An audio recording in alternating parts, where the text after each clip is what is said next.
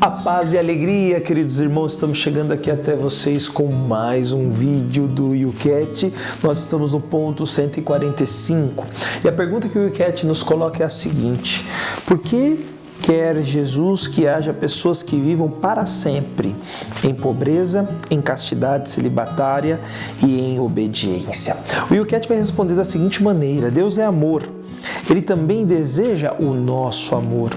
Uma forma de entrega amorosa a Deus é viver como Jesus, ou seja, pobre, celibatário e obediente.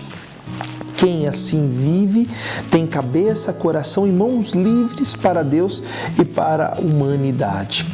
Uma coisa importante de dizer, irmãos, que as pessoas que são chamadas a essa vida celibatária de pobreza e obediência vivem a vida de Cristo, ou seja, vivem como Cristo viveu a essa terra. Portanto, ele, de modo especial, é chamado a antecipar o céu aqui na terra. Por que estou dizendo isso?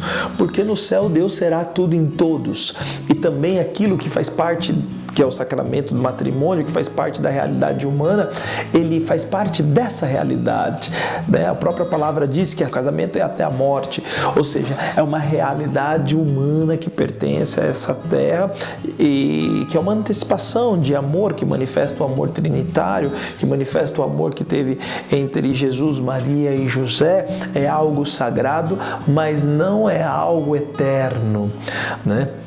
Nós podemos lembrar daquela passagem, daquela mulher que falou: poxa, eu tive 7 maridos aqui na terra, quando eu morrer eu vou ficar com quem?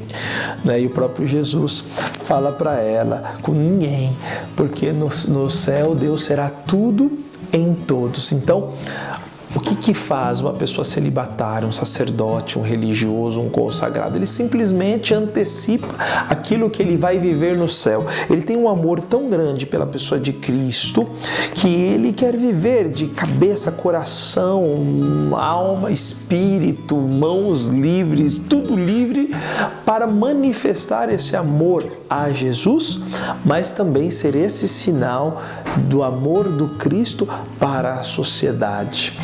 Portanto, nós poderíamos dizer que o celibatário, aquele que vive em obediência, aquele que vive em pobreza, que vive a vida do Cristo, que escolhe a vida do Cristo, ele continua, ele é uma extensão do Cristo aqui na terra. Depois, uma outra coisa também muito importante, que um consagrado ele precisa demonstrar com a sua vida que as coisas desse mundo são passageiras. Essa é a beleza da vida consagrada também. Nos mostrar que o nosso fim último não pertence a este mundo terreno, mas pertence à eternidade. Poderíamos dizer assim, que o consagrado ele nos inspira o céu. Ele deve nos inspirar o céu. E quem está com o consagrado deve sentir o céu próximo dele.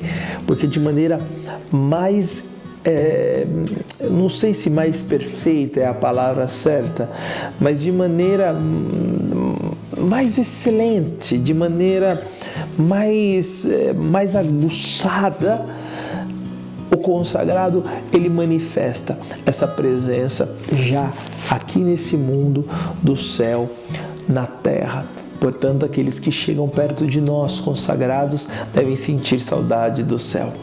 Por isso, queridos irmãos, falo em modo especial aos nossos irmãos consagrados, irmãos no presbitério, aqueles que desejam, que pensam um dia em também se consagrar as suas vidas a Deus. Deus que escolhe alguns no meio de muitos para viver dessa maneira. Não tenham medo, vale a pena. É uma vida de liberdade, de profunda liberdade, né?